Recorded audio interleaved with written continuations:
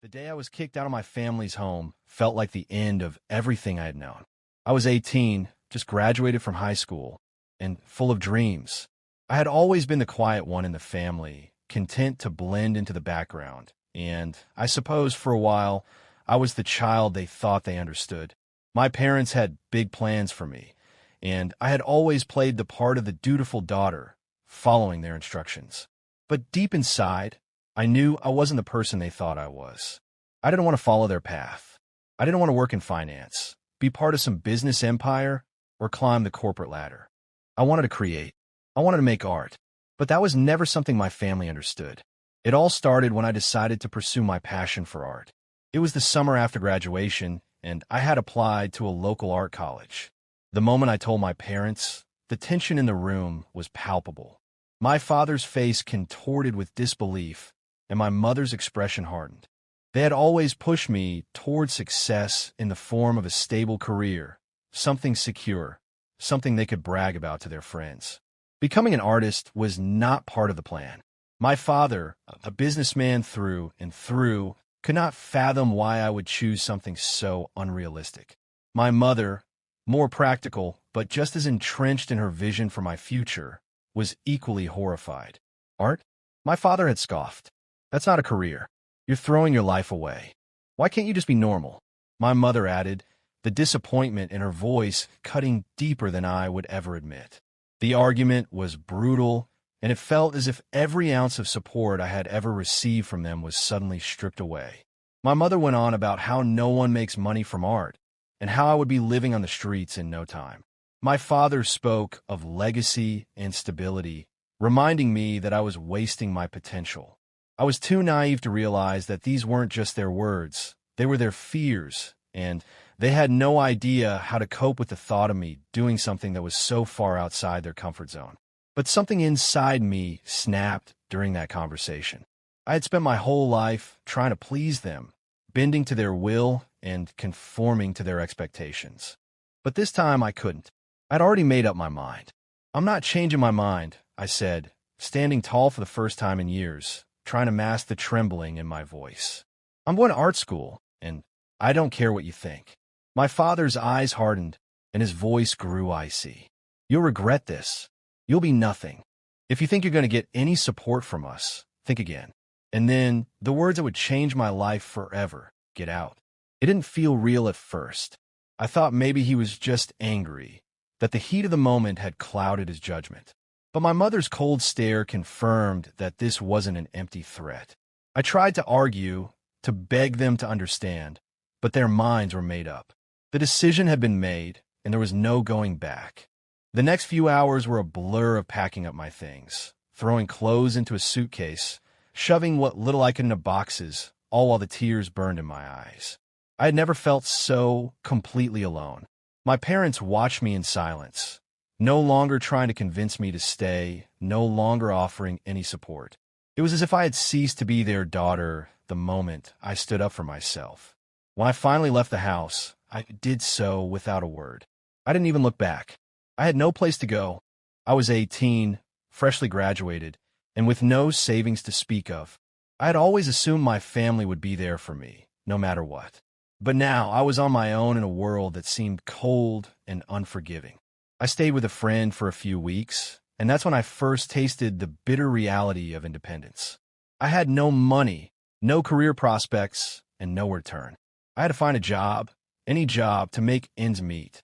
I took a position at a coffee shop, working long hours with little pay, just trying to survive. The shame I felt in those early days was overwhelming. I had always been proud of the life my parents had built, of the comforts I'd grown up with. But now, all of that seemed like a distant dream. I was nobody, but there was something inside me that refused to give up. I had always loved to draw, to paint, and I wasn't going to let this setback crush my passion. I spent my free time sketching in a small notebook, creating works of art in the corners of my room when I could afford the time. It wasn't much, but it was mine. I began to realize that I had a choice. I could let this situation destroy me, or I could use it as fuel to build something greater. Eventually, I found a small apartment. Nothing fancy, but it was mine. It was in a rundown part of town, but it had enough space for me to work, to paint, and to breathe. I started applying to local galleries, showing my work to anyone who would listen. At first, it was a struggle. No one knew who I was. I wasn't part of the art scene, and I had no connections. But I kept going. Day after day, I honed my craft, working on my portfolio, seeking out every opportunity to show my art to the world. The first time I sold a piece was both exhilarating and heartbreaking. It felt like a small victory, but at the same time, it reminded me of everything I had lost. It was hard to let go of the idea of family. I miss my parents, especially my mother, but I couldn't let that be the reason I failed. I had to be stronger than that. I kept my head down and focused on my art. Over the next few years, things slowly began to improve. I landed a spot in a local art show, and people started taking notice. The more successful I became, the more I realized that I didn't need their approval. I didn't need them to validate my dreams. I had found a path of my own, one that was just as meaningful as anything they had planned for me. But still, there was a part of me that wondered what would happen if they saw me now. What if they knew the person I had become? Would they regret what they had done? Would they see that I wasn't the failure they thought I was? Would they apologize, or would they double down on their decision? I spent years wrestling with those questions. And as the years passed, as my career took off and I gained recognition in galleries, the distance between me and my parents grew. There was no contact for a long time. I had no reason to reach out to them, and they had no reason to reach out to me. I had found my way, but deep down, I knew that the day would come when I would have to face them again. The day when the past would collide with the present, and I would have the chance to show them just how wrong they were. What I didn't realize then, in that painful moment when I walked out the door for the last time, was that their decision would be the very thing that propelled me forward. They thought they were breaking me, but in reality, they were giving me the freedom to become someone they could never have imagined. And it was in that freedom that I found my true strength. But the day would come when I would return, not to seek revenge, but to show them who I had become. And when that day came, they would regret it forever. The first few years after I was kicked out of my family's house were the hardest of my life. The world felt incredibly vast and terrifying, and I often found myself wondering if I'd made the right choice. I had no one to rely on but myself, and every day was a struggle for survival. But amid all the hardship, I realized something important. I had the freedom to build my life exactly the way I wanted, and I was determined to do just that. I remember the first night in my new apartment. It was small, so small that it felt like a glorified closet, but it was mine. The walls were cracked, the floors were creaky, and the furniture I had managed to scrape together from thrift stores and hand-me-downs didn't match. But it was a place where I could breathe. I sat on the edge of the bed that first night, staring at the bare walls. The weight of everything that had happened pressed heavily on my chest, and for the first time, I allowed myself to feel the loss. It wasn't just the rejection from my parents that hurt. It was the feeling that I'd been thrown out of the only life I knew. The family I had loved, the people who had raised me, no longer cared about me in the way I had hoped they would. In their eyes, I had failed. But as much as I wanted to wallow in self-pity, I knew that wasn't an option. I had no choice but to move forward. I needed to make a living, and that meant finding a job. I had no degree, no skills, and no connections. I felt utterly invisible in a city filled with people who seemed to have everything figured out. My first job was at a coffee shop, a little place around the corner from my apartment. The pay was minimal, and the hours were long, but it gave me a roof over my head and food in my stomach. The first few weeks were brutal. I had no real experience working with customers, and I felt like a fish out of water behind the counter. I had always been a shy person, someone who preferred to avoid the spotlight, and here I was forced to interact with strangers all day. But I put on a brave face and tried to learn as much as I could. It wasn't glamorous, but it was a start. I began to take pride in the work, in learning how to make the perfect cup of coffee, in greeting regular customers with a smile, and in feeling like I was contributing, even in the smallest way. It was at that coffee shop that I met Sarah, the manager. She was older than me, in her mid-30s, and she had an air of confidence about her that I both admired and envied. Sarah was the kind of person who seemed to know exactly what she wanted out of life, and I couldn't help but feel a little lost in comparison. She had a stable job, a nice apartment, and a clear sense of direction. In some ways, I wanted to be like her, someone who had it all together. Sarah noticed that I wasn't like the other employees. I was quieter, more reserved, but I worked hard and always showed up on time. One day, after my shift, she pulled me aside. "I see something in you," she said, her eyes studying me closely. "You're not like the others. You've got a spark, but you're hiding it. You need to stop letting the world make you feel small." I didn't know what to say at first. I had always been the quiet, invisible type, so the idea that anyone could see something special in me was foreign. But Sarah's words stuck with me. She made me believe that I could be more than just a barista, that I had potential. Over time, we became friends, and Sarah helped me navigate the maze of adult life. She taught me how to manage my finances, how to network, and most importantly, how to believe in myself. Without her guidance, I'm not sure I would have had the courage to take the next step in my journey. Around the same time, I started taking night classes at a local community college. I had always loved drawing, but my parents had never seen it as something serious. Now, I realized it was my chance to finally do something that felt true to who I was. It wasn't easy balancing work, school, and everything else that life threw at me, but I felt alive in a way I never had before. My art classes became my sanctuary, a place where I could escape from the chaos of my life and create something meaningful. I began to develop my style, bold, abstract pieces that conveyed emotion and raw energy. I wasn't trying to please anyone. I was just creating for the sake of creation.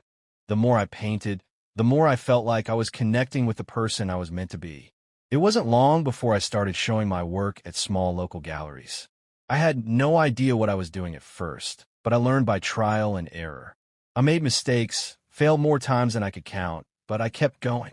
Slowly but surely, people started to take notice of my work. At first, it was small successes, a painting sold at a gallery show here, a commission for a local business there, but those small wins added up. My confidence grew, and with it, my determination.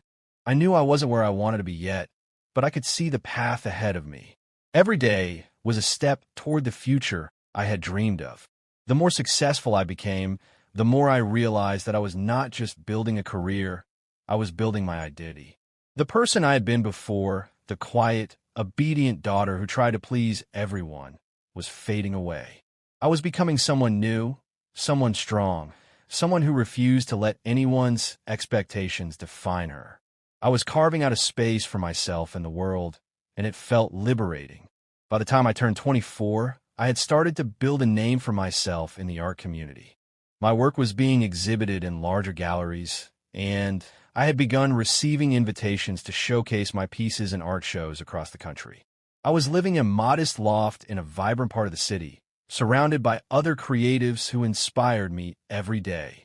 I was far from rich, but I was comfortable. I had a steady income from my art and from teaching occasional workshops to aspiring artists.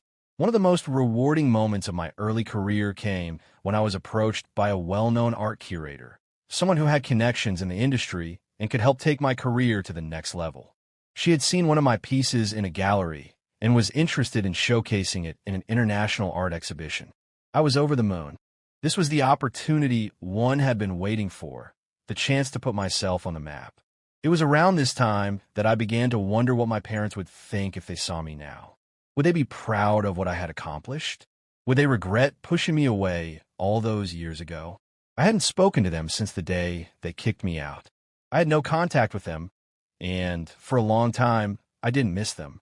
I had built a life for myself, one that was fulfilling and rewarding, and I didn't need their approval. But part of me still wondered what they would say if they knew what I had achieved. I spent a lot of time reflecting on those early years, on the painful days when I didn't know where my next meal would come from or how I was going to pay rent. The person I was back then felt so distant, so fragile. I had come so far, and I was proud of what I had built. But there was still a part of me that wanted validation from the people who had once rejected me. I didn't know it yet, but the day would come when I would have to face my parents again. And when that day arrived, I would be ready to show them that I had made something of myself, not for them, but for me. I had fought for my dreams, and I was stronger for it. In the years that followed, my art career continued to flourish. I was invited to showcase my work in cities around the world, and I began receiving recognition from critics and collectors alike. My reputation grew, and I began to live the life I had always dreamed of. But as much as I enjoyed the success, I couldn't help but feel that something was missing. Deep down, I knew that I wasn't just doing this for the accolades or the fame. I was doing it to prove to myself that I was worthy of success, worthy of being seen. The journey I had taken from that small apartment to where I was now had been long and difficult, but it had shaped me into someone unrecognizable to the person I had once been. I had learned how to navigate the world on my own terms, how to survive without relying on anyone else. And in doing so, I had found something even more valuable than success: the strength to be myself, no matter what anyone else thought. Now, it was time for the world to see that strength. It was time for my parents to see what I had become. It's strange how life has a way of coming full circle, of bringing you back to places you thought you had left behind forever.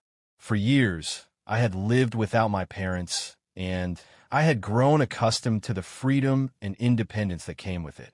I had made a name for myself as an artist, traveled the world, and built a life on my own terms.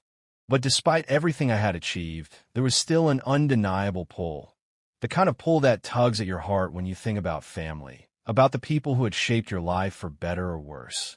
It was one evening on a rare, quiet night in my studio that I received an email from my mother. The subject line simply read, "Can we talk?" The message was short and to the point, a stark contrast to the length of time that had passed since I last heard from them. She explained that my father and she had been thinking about me and that they wanted to reconnect.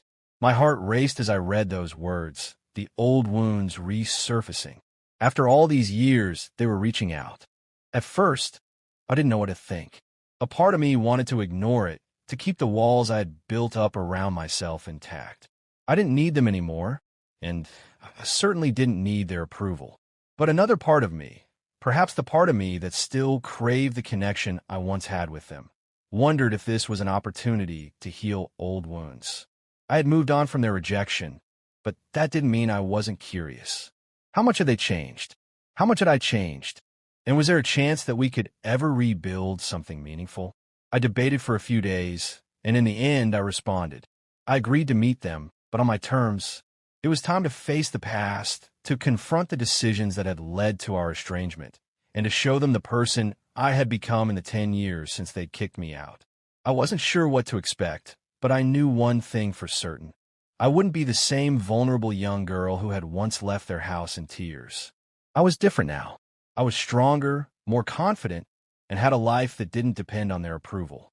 But I was also willing to listen, to hear what they had to say. The meeting was set for a Saturday afternoon. I arrived at their house, a place that once felt like home, but now seemed foreign to me. The front yard was just as manicured as I remembered, the flowers blooming in perfect rows, the lawn freshly mowed. The house itself looked the same, though it had aged slightly, as if time had worn it down, just like it had worn down my parents. The smell of fresh coffee and baked goods wafted through the air as I approached the door, and for a moment, I felt a pang of nostalgia for the days when I had lived there. When my mother answered the door, she looked almost exactly the same as I remembered. Her once vibrant red hair had grayed around the edges, and her face showed the soft lines of age. But her eyes, they were the same.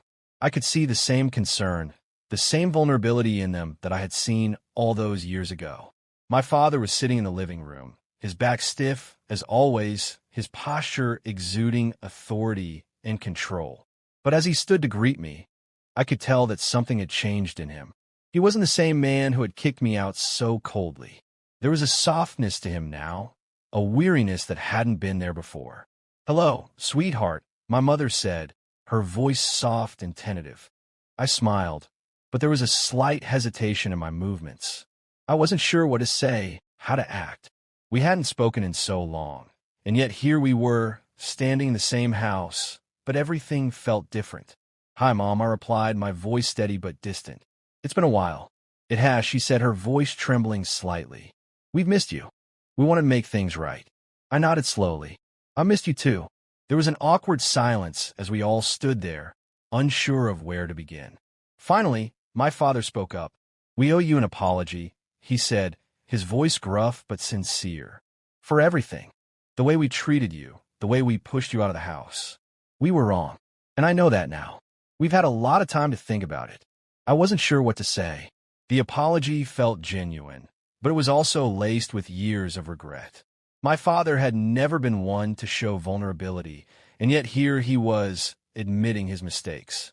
It was hard to reconcile the man who had kicked me out with the man standing before me now, apologizing for his actions. I appreciate the apology, I said carefully. But it's been 10 years. A lot has happened in that time. I've had to learn how to live without you. We know, my mother said softly, her voice cracking with emotion. And I can't tell you how sorry I am for that. We thought we were doing what was best for you. We thought we were helping you, but we were wrong. We pushed you away, and we didn't give you the chance to show us who you could be. There it was, the truth. They had acted out of fear, out of a belief that they knew what was best for me. But their actions, as misguided as they were, had shaped the person I had become. I had survived without them, and in many ways, I was proud of the life I had built. But that didn't mean the pain of being rejected hadn't lingered, that it didn't still sting in the quiet moments when I thought about the family I had lost. I'm not here to punish you, I said, my voice firmer now. I'm here because I want to understand. I've had a lot of time to think about everything, and I don't hold on to anger anymore. I've built my life. I've made something of myself, and I'm proud of who I am. My father nodded, and for the first time in our conversation, I saw something like relief pass through his eyes. We're proud of you too. We didn't know how to show it. We were scared, and we handled it all wrong. It was the first time I had heard him admit that, and it hit me harder than I expected. In all these years, I had never once heard either of them express remorse for what had happened. But now, in this small living room, surrounded by the artifacts of my childhood, I saw them for who they were, flawed, human, and deeply regretful. I made my peace with everything, I said after a long pause. I moved on, but I think we need to accept that things can't go back to the way they were. Too much has happened. I've changed. You've changed, and I'm okay with that. There was a moment of silence as my words hung in the air. My parents exchanged a glance, and I could tell that they understood what I was saying. They had lost me, and I had lost them, but perhaps, just perhaps, there was a chance for a new kind of relationship to form between us. I think we can start over, my mother said quietly, wiping away a tear. We may never have the same kind of relationship we once did, but we want to be a part of your life again in whatever way you're comfortable with. I looked at them both, at the two people who had once rejected me, who had thought they knew what was best for me, and I realized that they weren't the same people anymore. They had changed, and so had I. I didn't need them to validate me anymore. I had built my own path, but there was room in my life for them, too. I didn't need their approval, but perhaps I could offer them a second chance. I think that's a good start, I said, smiling softly. Let's see where this goes. And for the first time in a long time, I felt like I was no longer living in the shadow of my past. I was stepping into a new chapter, one that didn't erase the pain, but allowed for the possibility of healing. The weeks following our meeting were a whirlwind of emotions. I couldn't quite figure out where I stood with my parents. We had made small steps toward reconnecting, but it wasn't easy.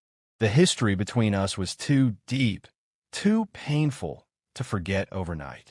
Every time I sat down with them, I found myself caught between the desire to move forward and the weight of everything we had gone through.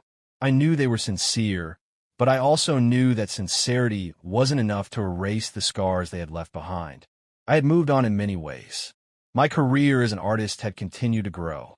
I had a show in New York lined up and was working on a series of pieces that would challenge my boundaries. I had an identity that was my own, one forged by my own hard work and determination. But no matter how successful I became, there was always a piece of me that remained tethered to the past, to my family. I couldn't help but wonder if I was trying to build bridges with them because it was what I should do, or if there was still a part of me that longed for a sense of closure. The biggest struggle was with my father. Though he had apologized, I could see that he was still struggling with the idea that he had hurt me. The man who had once been so sure of his decisions was now uncertain, almost fragile in his attempts to understand me. I could see it in the way he spoke to me, the way his eyes darted around, never fully making contact, as though the weight of our past still haunted him. It was hard for me, too. I didn't know how to forgive him completely, not when the echoes of that day he had kicked me out still reverberated in my mind. My mother, on the other hand, seemed to want things to be better right away. She was eager to rebuild our relationship, perhaps more eager than I was. She would call me frequently, sending me texts just to check in, asking if I wanted to visit, if I needed anything. While part of me appreciated the attention, I couldn't shake the feeling that she was still trying to control the narrative of my life. Even though she apologized, the way she acted, the way she expected everything to fall into place, sometimes felt like a subtle reminder of the controlling dynamics that had existed in our home. I wanted to be able to see her as a mother, as the person who had once cared for me, but it was hard. The mother I had known had always been a caretaker, but also a source of my biggest frustrations. I started to pull back a bit. The phone calls from my mom became less frequent, and the visits to their house grew farther apart. I wasn't shutting them out entirely, but I needed space. Space to figure out who I was in this new phase of my life.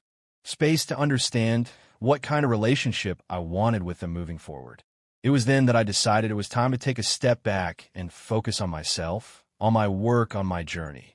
I couldn't keep living in the past, carrying the emotional baggage of my family's rejection with me. It wasn't just about them, it was about me. I had spent years building a life outside their shadow. Now, I needed to understand how they fit into my present, or if they fit at all. Around the same time, I received an unexpected invitation. A well-known art collector, someone whose opinion had the potential to propel my career into new heights, had seen one of my pieces at a recent exhibition and wanted to meet with me. The offer to collaborate with him was an opportunity one couldn't pass up. It was my ticket to the next level, an opportunity to solidify my place in the art world. I couldn't ignore it, but at the same time, it felt like I was about to leave something important behind. The decision to take that leap wasn't easy. There was a part of me that felt like I was abandoning my family, even though they hadn't exactly been there for me. But I was finally beginning to realize that sometimes the hardest decisions are the ones where you choose yourself. I had spent so many years trying to prove myself to my parents, seeking their validation. But now, the only approval I needed was my own. That night, I went to bed with a heavy heart. I had always prided myself on being a person who could reconcile my past with my future, who could find balance and peace. But as I lay there, staring at the ceiling, I realized that the truth was far more complicated. I was no longer the person they had kicked out of their house. I was someone different. I had my own life now, my own dreams and aspirations, and no one, no matter how much I loved them, could define my worth except for me. The next morning, I made a decision that would forever change the course of my relationship with my parents. I called my mother and told her I was taking the opportunity to work with the art collector and that I would be leaving for a while to focus on my career. She was happy for me, but I could hear the sadness in her voice. It was a sadness I had heard many times before. She wanted things to go back to the way they were, but I knew that was impossible. I understand, she said softly, but I hope you won't forget about us. I won't forget you, I replied, trying to keep my emotions in check. But I need to do this for me. I worked too hard to let this slip away. There was a long pause before she responded. I hope one day we can find a way to be a family again, in a way that worked for all of us. I don't know what that looks like right now, I said honestly, but I'm willing to take things one step at a time. I just need space. That was the moment I realized that I was truly stepping into my own. I had made the decision to prioritize my career, my growth, and my identity over the expectations that had been placed on me by my family. It wasn't a decision made out of anger, but out of self-preservation. I had to stand on my own without looking back. The following months were a blur of opportunities and challenges. The collaboration with the art collector was everything I had hoped for and more. It catapulted me into a new league, exposing my work to a wider audience and opening doors that I never thought possible. The recognition I received as a result was overwhelming, but in the best possible way. I found myself traveling to different countries for exhibitions, collaborating with prestigious galleries, and having my work featured in magazines. It was a whirlwind, and I felt like I was finally living the dream I had envisioned all those years ago. But even as my career soared, there were still moments when I missed my family. I missed the woman who had once held me in her arms when I was sick, the man who had taught me how to ride a bike, the laughter that used to fill our home before everything fell apart. But I knew that I had to live my life for me. I could not allow the ghosts of my past to control my future. One afternoon, after a particularly successful gallery opening, I found myself reflecting on everything that had led me to this point. I was sitting in a cafe overlooking the city, a cup of coffee in hand, when I received a text from my father. It simply read, "We're proud of you. We hope you're doing well." I stared at the message for a long time. There was no question of forgiveness here, no grand gesture or request for reconciliation. It was just a simple acknowledgement of who I had become. And in that moment, I realized that I didn't need to carry the weight of our past with me any longer. I had done the hard work. I had moved on, and in a way, they had too. I didn't immediately respond. But later that evening, after some thought, I replied with a message of my own. "Thank you. I'm doing well, and I hope you both are too." It wasn't the dramatic reunion I once imagined, but it was enough.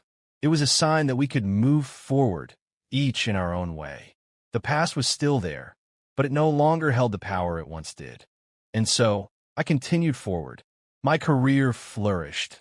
My relationships with my parents found a new balance, and I found peace in knowing that I had built a life that was truly my own. I had faced the pain, the rejection, and the hardship, and I had come out the other side stronger and more self-assured than ever before. The journey was never easy, but it was mine. And in the end, that was all that mattered.